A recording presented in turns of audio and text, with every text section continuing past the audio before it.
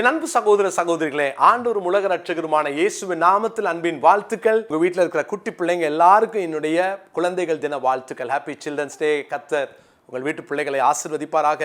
அற்புதங்களாக, அடையாளங்களாக கர்த்தர் நிறுத்துவாராக. உங்கள் குடும்பத்தின் பிள்ளைகள் அவர்கள் ஒலிவ மர கன்றுகளைப் போல செழித்தோங்கி ஆண்டவர் உங்களுக்கு ஆசீர்வாதமாக உங்கள் பிள்ளைகளை வைப்பாராக. நீங்களும் உங்கள் பிள்ளைகளை ஆசீர்வதிங்க. ஆண்டவர் உங்கள் குடும்பத்தை கட்டி எழுப்புவாராக. உங்கள் சந்ததி கர்த்தரை சேவிக்கிற சந்ததியாய் ஆண்டவருக்காக தொடர்ந்து வாழ நான் வாழ்த்துகிறேன். ஆண்டவருடைய நாமம் மகிமைப்படுவதாக. பிரியமானவர்களே, நாம் விடுதலை குறித்து தியானித்துக் கொண்டிருக்கிறோம். ரோமருக்கு எழுதின நிருபம் 8ஆம் அதிகாரத்தின் 20வது வசனத்தை நான் வாசிக்கிறேன். ரோமர் 8:20. அதேனென்றால் சிருஷ்டியானது அழிவுக்குரிய அடிமைத்தனத்தினின்று விடுதலையாக்கப்பட்டு தேவனுடைய பிள்ளைகளுக்குரிய மகிமையான சுயாதீனத்தை பெற்றுக்கொள்ளும் என்கிற நம்பிக்கையோடு அந்த சிருஷ்டியானது சுய இஷ்டத்தினாலே அல்ல, கீழ்ப்படுத்தினவராலேயே மாயைக்கு கீழ்ப்பட்டிருக்கிறது. இங்க வாசிக்கிறோம், ஆண்டவர் நம்மை அடிமைத்தனத்திலிருந்து அவர் விடுதலையாக்க விரும்புகிறார். சிருஷ்டியானது அழிவுக்குரிய அடிமைத்தனத்தினின்று விடுதலை ஆக்கப்பட்டு நம்முடைய அடிமைத்தனம் பாருங்க, நம்மளை சுயாதீனர்களாக தேவன் படைத்திருக்கிறார். நம்ம யாருக்கும் அடிமைகள் அல்ல. Free will. யாருக்கும் ஆண்டவர் விதி எழுதுகிறவர் அல்ல. நல்லா ஞாபகம் வச்சுக்கோங்க. நீங்கள் ஒருவேளை நினைக்கலாம், ஐயோ என் தலையெழுத்து, என் விதி இப்படிலாம் இருக்குது அப்படின்னு விதியை நம்பி ஒருவேளை ஓடிட்டு இருக்கலாம். ஆனால் பிரியமானவர்களே, உங்களை விதிக்கு தேவன் உட்படுத்துகிறவர் அல்ல. எழுதி வச்சுட்டு இப்படி தான் நீ போகணும், இப்படி தான் போகணும் அப்படின்னு சொல்லிட்டு சில மார்க்கத்தார் நரகத்துக்கு போகிறது கூட கடவுள் விதி, நரகம் இருந்துச்சுன்னா அவங்க தான் போய் ஆகணும்னு நினைக்கிற நம்புற கூட்டங்களாக இருக்காங்க. ஆனால் வேதம் அப்படி நமக்கு சொல்லலை. ஃப்ரீ வில்ல கர்த்தர் தந்திருக்கிறார். ஆனால் நாமோ சிருஷ்டியானது அடிமைத்தனத்துக்குள்ளாக போய் சிக்கி கொண்டோம். பாருங்க, பிசாசு நம்மளை பப்பட் மாதிரி வைத்து நம்மளே இயக்க ஆரம்பிச்சிட்டான். அந்த பாவம் நம்மளை பப்பட் மாதிரி வச்சு நம்மளை இயக்கி கொண்டிருக்கிறது. நிறைய நேரங்கள்ல மனுஷர்கள் நம்மை அடிமைத்தனத்துக்குள்ள வச்சிருக்கிறாங்க. மனிதர்களுக்கு அடிமையாய், பிசாசுக்கு அடிமையாய், பாவத்துக்கு அடிமையாய், இருளுக்கு அடிமையாய், இல்லையா? ஒவ்வொரு நாளும் ஒவ்வொரு அடிமைத்தனத்திலும் நமக்கு விடுதலை கொடுக்கிற கர்த்தரை குறித்து நான் உங்களோடு பேசிக்கிட்டு இருக்கிறேன். தேவனுடைய பிள்ளைகளே, ஒருவேளை நீங்க எதற்கு அடிமைகளாக இருந்தாலும் இன்னைக்கு கர்த்தர் உங்களை அந்த அடிமைத்தனத்திலிருந்து விடுதலையாக்க விரும்புகிறார். எளிதாக சொல்ல போனா நான் உங்களுக்காக வாசிக்கிறேன். அப்போஸ்தலனாகிய பேதுருவின் 2ஆம் நிருபம் 2ஆம் அதிகாரம் 19வது வசனத்தை நான் படிக்கிறேன். நான் அடிக்கடி பயன்படுத்துகிற ஒரு வசனம் தான், திரும்ப நான் ஞாபகப்படுத்துகிறேன். 2 பேதுரு 2:19. தாங்களே கேட்டு அடிமைகளாக இருந்தும் அவர்களுக்கு சுயாதீனத்தை வாக்கு தத்தம் பண்ணுகிறார்கள். எதினால் ஒருவன் ஜெயிக்கப்பட்டிருக்கிறானோ அதற்கு அவன் அடிமைப்பட்டிருக்கிறானே. எதினால் ஒருவன் ஜெயிக்கப்பட்டிருக்கிறானோ அதற்கு அவன் அடிமைப்பட்டிருக்கிறான். யோசித்து பாருங்களேன். உங்களை அடிக்கடி எது ஜெயிக்குதோ, அல்லது நீங்க எந்த காரியத்துக்கு நீங்க தோக்குறீங்களோ, கோபத்துக்கு தோக்குறீங்களா, அல்லது எரிச்சல் அடையக்கூடாது அப்படின்னு நினைச்சு அதுல தோத்து போறீங்களா? இப்படி ஏதோ ஒரு காரியத்துல தோல்வி விட்டுட்டே இருக்கீங்கல்ல. இந்த தோல்விகள் உங்கள் வாழ்க்கையில ஒருவேளை நீங்க தோல்வியா மட்டும் பாக்குறீங்க. ஆனா இன்னொரு விதத்துல நான் சொல்றேன், அதற்கு நாம் அடிமையா இருக்கிறோம். எதற்கு நீங்கள் தோத்து போயிட்டீங்களோ அதற்கு நீங்கள் அடிமைகள். கோலியாத் அப்படித்தானே கூப்பிட்டான், வாங்க என்கிட்ட யுத்தம் பண்ணுங்க, நீங்க தோத்துட்டா எங்களுக்கு நீங்க அடிமை. எத்தனை நேரம் கோலியாத்துக்கிட்ட தோத்துட்டு பெலிஸ்தர்களுக்கு அடிமையாய் வாழ்ந்த அந்த அனுபவம் நம்ம வாழ்க்கையில கூட இருக்கு. ஏதோ ஒன்று உங்களை ஜெயிச்சுக்கிட்டே இருக்குல்ல, ஏதோ ஒன்று உங்களால மேற்கொள்ள முடியல. என்ன அர்த்தம் தெரியுமா? ஜெயித்தது உங்களை அடிமைப்படுத்துகிறது. எங்கே நீங்கள் தோற்றீர்களோ அது உங்களை அடிமைப்படுத்தி வைத்திருக்கிறது. பிரியமானவர்களே, நீங்க தோத்ததை பார்க்குறீங்க, ஆனா எதற்கிட்ட தோல்வி அடைஞ்சீங்களோ அதற்கு நீங்கள் அடிமையா வாழ்றீங்க. அது உங்கள் எஜமான மாறிடுச்சே. அது உங்களை இயக்க ஆரம்பிக்கிறது. உங்களை இயக்குதா? கோபம் உங்களை இயக்குதா? அல்லது ஒரு கசப்பு உங்களை இயக்குதா? எரிச்சல் உங்களை இயக்குதா?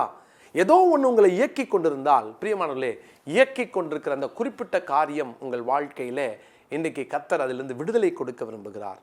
இந்த நாளிலே தேவன் உங்கள் வாழ்க்கையிலே அடிமைத்தனத்திலிருந்து விடுதலை கொடுக்க தேவனுக்கு இன்னைக்கு விட்டு கொடுக்க ஆரம்பிங்க. பிரியமானவர்களே, நான் ஒரு 3 கருத்துக்களை சொல்ல விரும்புகிறேன். முதலாவதாக, ரோமருக்கு எழுதின நிருபம் 7ஆம் அதிகாரம் 23-24. ஆகிலும் என் மனதின் பிரமாணத்துக்கு விரோதமாய் போராடுகிற வேறொரு பிரமாணத்தை என் அவயவங்களிலே இருக்க காண்கிறேன். அது என் அவயவங்களில் உண்டாயிருக்கிற பாவ பிரமாணத்துக்கு என்னை சிறையாக்கி கொள்கிறது. நிர்பந்தமான மனுஷன் நான், இந்த மரண சரீரத்திலிருந்து யார் என்னை விடுதலையாக்குவார்? இந்த அதிகாரத்தில் பவுல் அப்போஸ்தலன் சொல்லுகிறார், நான் விரும்பாததை செய்கிறேன், விரும்புவதை செய்ய முடியல. ஏன்னா நன்மை செய்ய விரும்புகிறேன், ஆனா எனக்குள்ள ஒரு தீமை வாசமா இருக்கு.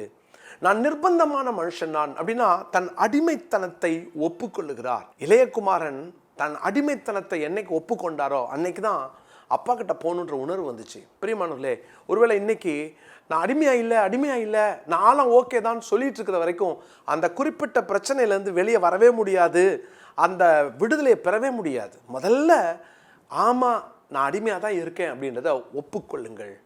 நான் அந்த கோபத்துக்கு அடிமையாக தான் இருக்கிறேன், ஆமாம் என்கிட்ட இந்த வீக்னஸ் இருக்குது, ஒப்புக்கொள்ளுங்கள். அந்த ஒப்புக்கொள்ளாமல் விடுதலையே கிடைக்காது. அதுதான் நம்மளை ஆளுகை செஞ்சுக்கிட்டே இருக்கும். ஒரு நாள் கர்த்தரை விட்டு நம்மளை பிரித்து வெளியே கொண்டு போய், நிறைய பேருடைய வாழ்க்கை தேவனை விட்டு பிரிஞ்சிருப்பாங்க, ஆனால் பிரியலைன்னு நினச்சிக்கிட்டு அவர்கள் வாழ்ந்து கொண்டு இருப்பார்கள். அடிமைத்தனம் தேவனை விட்டு பிரிச்சிருமே. என்னைக்கு இளையகுமாரன் அப்பாவை விட்டு பிரிஞ்சானோ அவன் அடிமைத்தனத்துக்குள்ள இருக்கிறான். அடிமைத்தனத்தை ஒப்புக்கொள்ளும் பொழுது அப்பா கிட்ட ஒட்டி கொண்டான், அப்பா கிட்ட வந்துட்டான், திரும்ப அப்பாவை தேடிட்டான். அவனுக்குள்ள அப்பா கிட்ட போகணுன்ற உணர்வு வந்துருச்சு. இன்னைக்கு அந்த உணர்வு உங்களுக்குள்ள இருக்குதா? எனக்கு இது வேண்டாம், எனக்கு இது அடிமைத்தனம் வேண்டாம். முதலாவது அடிமைத்தனத்தை ஒப்புக்கொள்ளுங்கள். இரண்டாவதாக ரோமருக்கு எழுதின நிருபம் 6ஆம் அதிகாரம் 22வது வசனத்தை நான் வாசிக்கிறேன். இப்பொழுது நீங்கள் பாவத்தினின்று விடுதலையாக்கப்பட்டு தேவனுக்கு அடிமைகளானதினால், தேவனுக்கு அடிமைகளானதினால், இந்த வார்த்தையை குறிச்சுக்கோங்க. பாவத்திலிருந்து விடுதலையாக்கப்பட்டு அந்த அடிமைத்தனத்திலிருந்து வெளியே வந்து நான் இப்பொழுது தேவனுக்கு அடிமையாக மாறிட்டேன்.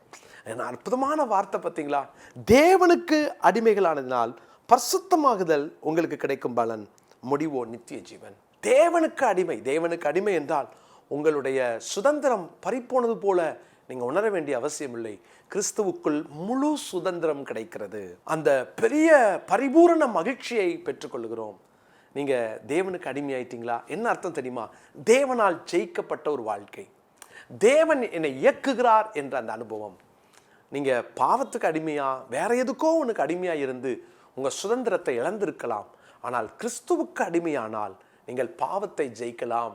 நீங்கள் எதெல்லாம் இதுவரைக்கும் உங்களை அடிமைப்படுத்திச்சோ அதையெல்லாம் நீங்கள் ஜெயிக்க முடியும். காரணம், நீங்கள் தேவனுக்கு அடிமையாயிட்டீங்க. இளையகுமாரன் அப்பாவுக்கு அடிமையானதுனால அவன் இப்பொழுது முழு சுதந்திரத்தை பெறுகிறான். இதுவரைக்கும் அவன் நினைச்சான் வெளியில போனதான் சுதந்திரம். இல்லை, இப்போ புரிந்து கொண்டான், நான் எங்க அப்பா வீட்டில இருந்து, எங்க அப்பா கைக்குள்ள இருந்தாதான் எனக்கு சுதந்திரம். அதனாலதான் கைக்கு மோதிரம், கால்களுக்கு பாதரட்சை, உயர்ந்த வஸ்திரம், கொளுத்த கன்று. இப்போ சின்ன எஜமானா மாறிட்டான். முழு சுதந்திரம். அப்பாவுக்கு கீழே என்னைக்குமே ஒரு லீடர் நமக்கு கண்டிப்பா தேவை, ஒரு மென்டர் நமக்கு தேவை, யாரோ நம்மளை வழி நடத்துறவங்க தேவை. அவங்களுக்கு கீழே இருக்கிறது உங்களுக்கு அது கசக்கலாம். ஐயா கஷ்டமா இருக்கு, என்னை அவங்க பிடிச்சு வச்சு இறுக்கி என்னை ஏதோ நடத்துற மாதிரி தெரியுதுன்னு நினைக்கிறீங்களா?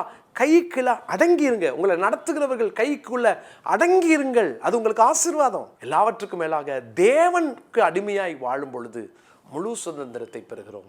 அப்படின்னா இரண்டாவதாக தேவனுக்கு அடிமையாக ஒப்புக்கொடுங்கள். தேவனுக்கு அடிமையாக ஒப்புக்கொள்ளுங்கள், நீங்க விடுவிக்கப்படுவீங்க. மூன்றாவதாக வேதத்தில் ரோமர் 8ஆம் அதிகாரத்தின் 15வது வசனத்தை நான் வாசிக்கிறேன். ரோமர் 8:15, அந்தபடி திரும்பவும் பயப்படுகிறதற்கு நீங்கள் அடிமைத்தனத்தின் ஆவியை பெறாமல் அப்பா பிதாவே என்று கூப்பிட பண்ணுகிற புத்திர சுவிகாரத்தின் ஆவியை பெற்றீர்கள். பிரியமானவர்களே, மூன்றாவது இங்கே புத்திர சுவிகார ஆவிக்கு உங்களை விட்டு கொடுங்கள், ஒப்புக்கொடுங்கள். புத்திர சுவிகார ஆவிக்கு உங்களை ஒப்புக்கொடுங்கள். எனக்கு அருமையான தேவனுடைய பிள்ளைகளே, நம்ம என்னைக்கு தேவனுடைய பிள்ளையா அவருக்கு அடிமை ஆயிட்டோமோ அப்போ நமக்குள்ள ஒரு சீல் போடுறாரு. அதுதான் புத்திர சுவிகாரத்தின் ஆவி. பரிசுத்தாவியானவர் எனக்குள்ள வந்துட்டார்னா நான் யாருக்கும் அடிமையாக இருக்க முடியாது. அடிமைத்தனத்தின் நுகத்தை முறித்து அப்பா பிதாவை என்று கூப்பிட பண்ணுகிற புத்திர சுவிகாரத்தின் ஆவியை தருகிறார்.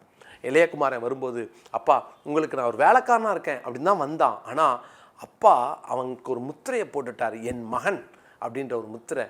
அப்படி கூப்பிட வைத்தது அவர் கொடுத்த அந்த சுதந்திரம். அதோடு கூட இப்போ அவன் எங்கே போனாலும் அவன் அந்த வீட்டினுடைய சின்ன எஜமான மாறிட்டான். எஜமானே அப்படின்னு கூப்பிடுறதல்ல, அப்பா என்று அழைக்கக்கூடிய புத்திர சுவிகாரத்தின் ஆவியை அவர் கொடுக்கிறார். பிரியமானவர்களே, இன்னைக்கு இந்த வார்த்தை கேட்கிற உங்கள் வாழ்க்கையில் பரிசுத்தாவியானவரின் துணையோடு அடிமைத்தனத்தின் வெளியே வாங்க. அப்படின்னா ஆவியானவருக்கு உங்களை எப்போதும் ஒப்பு கொடுத்துக்கிட்டே இருங்க, எப்போதும் நீங்கள் விட்டு கொடுத்துக்கிட்டே இருங்க. ஆவியானவர் சொல்றதெல்லாம் நீங்கள் எப்போதும் கேட்டுக்கிட்டே இருங்க. அவர் என்ன சொன்னாலும் கீழ்ப்படிங்க. அந்த அடிமைத்தனத்திலிருந்து கர்த்தர் விடுதலை ஆக்குவார். இன்னைக்கு ரோமர் 8:15 நாம் மனப்பாட வசனமாய் குறித்துக் கொள்வோம். ரோமர் 8:15, அந்தபடி திரும்பவும் பயப்படுகிறதற்கு நீங்கள் அடிமைத்தனத்தின் ஆவியை பெறாமல் அப்பா பிதாவே என்று கூப்பிட பண்ணுகிற புத்திர சுவிகாரத்தின் ஆவியை பெற்றீர்கள். ஜெபம்லாமா? தகப்பனே, அடிமைத்தனத்தோடு போராடி கொண்டிருக்கிற நம்முடைய பிள்ளைகள் யாரா இருந்தாலும், அப்பா அந்த அடிமைத்தனத்தில் இருக்க விரும்பல, உங்களுக்கு அடிமையாயிரோன்னு சொல்லி உமக்கு ஒப்பு கொடுத்து ஆண்டவரே பரிசுத்தாவியானவருக்கு அந்த புத்திர சுவிகாரத்தின் ஆவியை நாங்கள் பெற்றுக்கொண்டவர்களாக ஆண்டவரே நாங்கள் உமக்காக வாழ, அந்த அடிமைத்தனத்திலிருந்து விடுவிக்கப்பட எங்களை அர்ப்பணிக்கிறோம். இந்த வார்த்தை கேட்கிற யாராவது அப்படி அடிமைத்தனத்தோடு குறிப்பிட்ட இந்த காரியத்திலேருந்து என்னால் வெளியே வர முடியல, அடிமைத்தனத்தோடு போராடுறேன்னு சொல்லுகிற நம்முடைய பிள்ளைகள் யாராக இருந்தாலும் இன்று விடுவிக்கப்படுவார்களாக. உடைய விடுதலின் வல்லமை உடைய பிள்ளைகள் ருசிக்கட்டும்.